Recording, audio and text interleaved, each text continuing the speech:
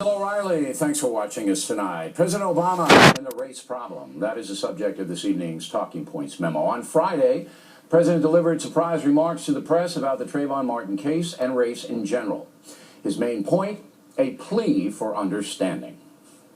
There are very few African-American men in this country who haven't had the experience of being followed when they were shopping in a department store.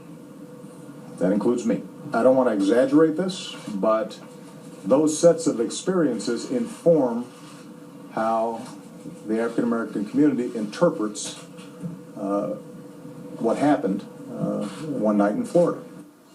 And that's true. Many black Americans harbor at least some resentment for past injury. But what President Obama surely knows is that you cannot reach a fair criminal verdict or design effective public policy that solves present problems by dwelling on the sins of the past. Talking Points believes the president was correct in addressing the race issue and framing it with the Martin case. He's the leader of America, and the country's talking about this. By the way, when you hear a pundit or politician saying we should have a, quote, conversation about race, that means you're in for a sea of bloviating, which will likely lead nowhere.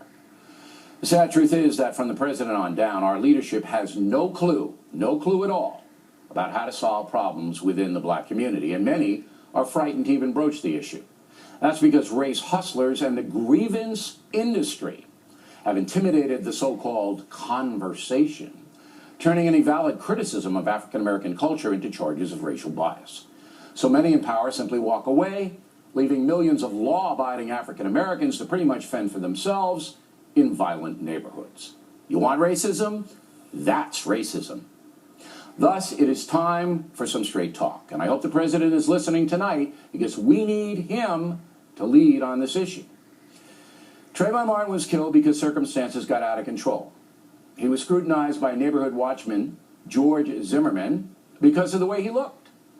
Not necessarily his skin color, there's no evidence of that, but because he was a stranger to Zimmerman and was dressed in clothing sometimes used by street criminals. It was wrong for Zimmerman to confront Martin based on his appearance. But the culture that we have in this country does lead to criminal profiling because young black American men are so often involved in crime. The statistics, overwhelming. But here's the headline. Young black men commit homicides at a rate 10 times greater than whites and Hispanics combined. When presented with damning evidence like that, and like the mini Holocaust in Chicago where hundreds of African Americans are murdered each year, the civil rights industry looks the other way or makes excuses. They blame guns, poor education, lack of jobs. Rarely do they define the problem accurately. So here it is. The reason there is so much violence and chaos in the black precincts is the disintegration of the African-American family. Right now, about 73% of all black babies are born out of wedlock. That drives poverty. And the lack of involved fathers leads to young boys growing up resentful and unsupervised. When was the last time you saw a public service ad telling young black girls to avoid becoming pregnant? Has President Obama done such an ad? How about Jackson or Sharpton? Has a congressional black caucus demanded an ad like that? How about the PC pundits who work for NBC News? White people don't force black people to have babies out of wedlock. That's a personal decision, a decision that has devastated millions of children and led to disaster both socially and economically.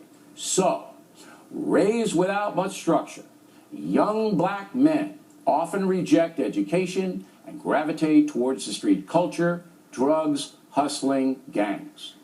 Nobody forces them to do that. Again, it is a personal decision. But the entertainment industry encourages the irresponsibility by marketing a gangsta culture, hip-hop, movies, trashy TV shows to impressionable children. In fact, President Obama has welcomed some of the worst offenders in that cesspool to the White House. when he should be condemning what these weasels are doing.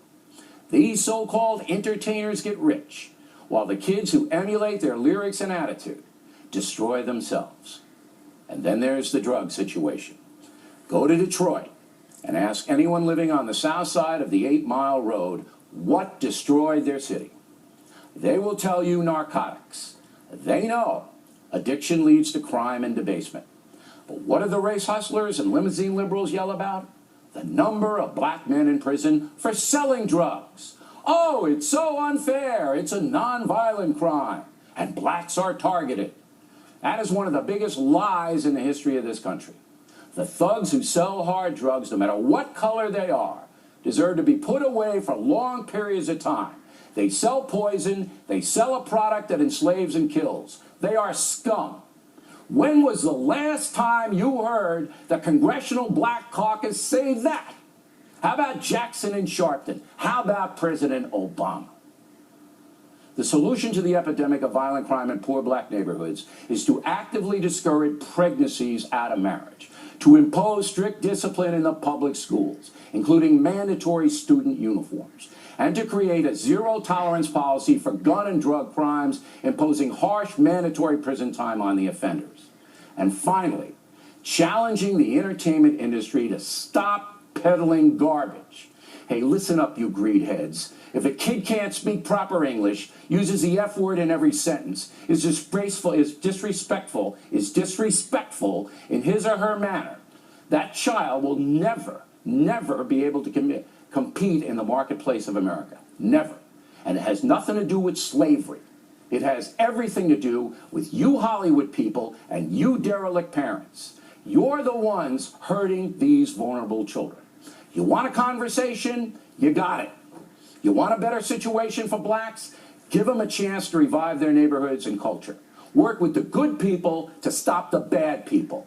Pumping money into the chaos does little. You can't legislate good parenting or responsible entertainment, but you can fight against the madness with discipline, a firm message, and little tolerance for excuse making. It is now time for the African American leadership, including President Obama, to stop the nonsense, walk away from the world of victimization and grievance, and lead the way out of this mess. And that's a memo.